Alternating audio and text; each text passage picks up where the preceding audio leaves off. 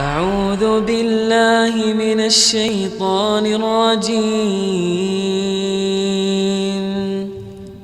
بسم الله الرحمن الرحيم.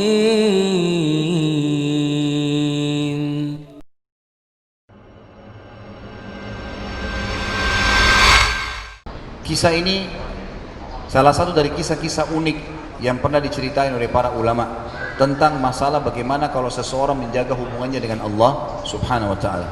Seorang anak muda di Damaskus datang ke salah satu masjid namanya Masjid At-Taubah. Masjid At-Taubah ini sampai sekarang masih ada di kota Damaskus, dan zaman dulu di zaman tabi'in, udah lama sekali. Ada seorang ulama di situ jadi imam, kemudian dia juga ngajar, ngisi pengajian di situ. Ada satu anak muda datang dari luar kota Damaskus dan melapor kepada imam ini, guru ini, kiai kalau kita ya. Saya datang dari luar kota Damaskus dan saya susah. Boleh nggak saya tinggal di masjid belajar sama anda, tapi saya betul-betul tidak punya duit, nggak punya makanan. Bisa saya hidup bersama anda? Artinya makan, minum sama-sama. Kata syekhnya, boleh, silakan. Tapi kau sabar. Apa yang saya makan kamu makan, apa yang saya minum kau minum. Kata muridnya, baiklah.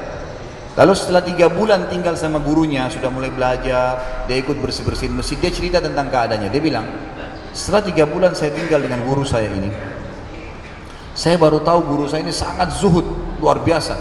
Orangnya sangat mendahulukan akhirat dari dunia, gitu kan. Nah, dia kalau ada makanan dia makan, kalau nggak ada dia puasa, nggak minta-minta sama orang. Hari ini kebetulan hari ketiga yang kami tidak punya makanan. Kami sahur 3 hari puasa, sahur, minum air sama minum segelas air dengan sebutir kurma, buka puasa juga begitu. Ini hari ketiga, saya sangat lapar. Sebagian ulama yang menanggapi kisah ini mengatakan mungkin kebetulan puasa Ayyamul Bid 3 hari setiap bulan, dan memang dia lapar sekali hari ketiganya.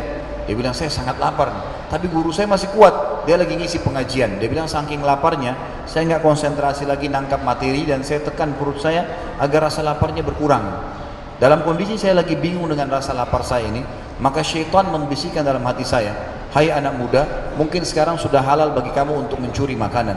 Kalau tidak kau akan mati. Lalu teruslah godaan syaitan datang kepada saya sampai saya terfikir mencuri makanan. Maka saya pun, dia bilang, jadi zaman dulu itu tembok masjid sama rumah orang dempetan, dan tembok zaman dulu itu pohon kurma ditebang atasnya, ditebang akarnya, ditancapin, lalu didempetin satu sama lain, jadi tembok, jadi dempet sama rumah orang. Dia bilang, saya pun naik dinding masjid, kemudian saya lihat rumah pertama sebelah masjid.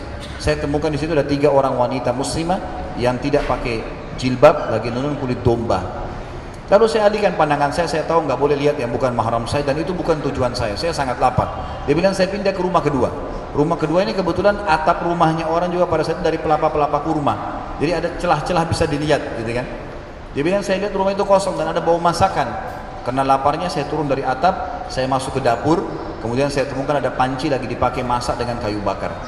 Dia bilang, dalam kondisi saya melihat itu, saya buka pancinya, ternyata ada 2 buah terong yang sudah matang. Saya ambil salah satunya, saya makan. Sementara saya makan buah itu, lagi saya kunyah, sebelum saya telan, dia bilang, maka tiba-tiba iman saya kepada Allah muncul. Dia bilang, saya tiba-tiba berpikir, subhanallah, syaitan maha suci Allah, syaitan berhasil membuat saya melakukan 3 dosa sekaligus. Masuk rumah orang tanpa izin, dosa. Mencuri, mengambil terong itu dosa. Dan saya sedang memakan yang haram, 3 dosa. Maka dia bilang, tidak mungkin Allah, ini keyakinannya, tidak mungkin Allah membuat saya mati kelaparan karena meninggalkan yang ia haramkan. Lalu dia bilang, saya lepaskan dari mulut saya yang tinggal saya telan tadi, gumpalan terong itu ke lantai masjid, lalu saya pulang ke lantai itu, lalu kemudian ke lantai rumah itu, kemudian saya balik ke masjid. Dia bilang, saya balik ke masjid, saya lagi masih pengajian, saya tidak bisa tangkap apa yang dibahas sampai bubar pengajian. Waktu lagi bubar, saya masih duduk di kursi, saya duduk di salah satu tiang masjid, ada satu perempuan datang bercadar, mendekati saya lagi bicara, saya tidak tahu apa yang mereka bicarakan. Gak lama kemudian saya mengangkat kepalanya, menuju ke arah saya, lalu memanggil, sini ya muridku. Lalu saya mendekat, ditanya oleh syekh saya, apa kau sudah menikah? Kata muridnya, belum. Ditanya, apa kau ingin menikah? Kata anak muda ini, saya diam, nggak bisa nyaut. Yang kedua, apa kau ingin menikah? Dia diam. Yang ketiga, apa kau ingin menikah? Dia diam. Lalu kata anak muda ini, yang keempat atau syekh saya tanya, saya jawab. Saya bilang, syekh, anda tahu, setelah Allah subhanahu wa ta'ala, hidup saya bergantung pada anda. Apa yang anda makan, anda minum, saya juga makan dan minum. Sekarang sudah 3 hari kita nggak makan, cuma sahur dengan air putih sama sebutir kurma, buka puasa juga begitu. Maka sekarang bagaimana saya kalau nikah hidupkan istri saya? Kata syekhnya, ini wanita di sebelah saya yang bercadar baru saja selesai masa iddah meninggal suaminya 4 bulan 10 hari dan ditinggalkan harta yang cukup buat dia. Dia takut khawatir karena masih muda fitnah, dia ingin saya carikan jodoh. Saya anggap kamu cocok, kamu mau? Dia bilang iya. Perempuan tanya mau? Iya. Dikeluarkan kendi dari kamar syekhnya, dijadikan mahar, panggil walinya perempuan, panggil saksi 2, dinikahkan seketika pada saat itu. Selesai menikah, karena selama ini numpang di masjid, kata syekhnya, sekarang kau boleh tinggal sama istrimu, pulanglah. Lalu dia pun bilang, saya pulang sama istri saya. Ini seketika terjadi kisahnya dalam hitungan menit saja. Kemudian dia bilang, saya keluar dari masjid, lewatin rumah pertama yang saya manjat tadi, dilewatin. Rumah kedua yang saya masuk mencuri, istri saya berhenti, buka pintunya sambil berkata, masuklah suamiku, ini rumah kita. Rumah yang tadi dia mencuri, ini kisah nyata.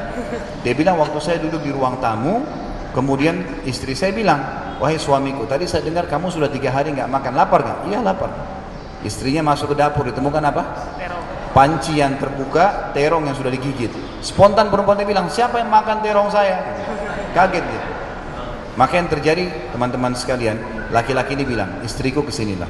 Demi Allah begini ceritanya. Ceritain dari awal kronologisnya, saya lapar, saya naik, saya turun, dan seterusnya. Dan demi Allah, waktu saya lagi kunyah terongmu, saya tiba-tiba teringat kepada Allah dan takut padanya karena 3 dosa saya lakukan. Masuk rumahmu tanpa izin, saya mencuri terong itu dan saya gigit yang haram, dan masih ada terong itu saya buntahkan di lantai rumahmu. Perempuan ini, teman-teman sekalian, mengucapkan kalimat, kata para ulama, perlu diukir dengan ukiran emas. Dia mengatakan apa?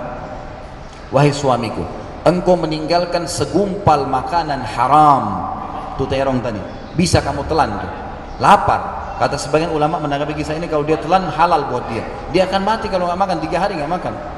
Lalu kata perempuan ini, engkau meninggalkan segumpal makanan haram, Allah jadikan makanan itu, panci yang dipakai masak, rumah yang dipakai masak, dan saya pemilik rumah ini jadi milikmu sekarang.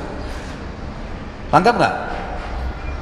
Jadi bagaimana hanya karena meninggalkan segumpal makanan haram, Allah jadikan makanan itu, pancinya, rumahnya, perempuan itu jadi milik dia sekarang.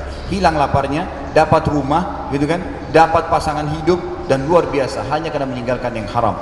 Sabda Nabi SAW, "Man taraka syai'an lillah abdalahu khairan min." Siapa yang meninggalkan sesuatu karena Allah, Allah akan gantikan yang lebih baik daripada itu. Maka dengan mengenal Tuhan kita Allah Subhanahu wa taala, kita secara otomatis akan mengetahui atau kita akan berbahagia. A'udzu billahi minasy syaithanir rajim. Bismillahirrahmanirrahim.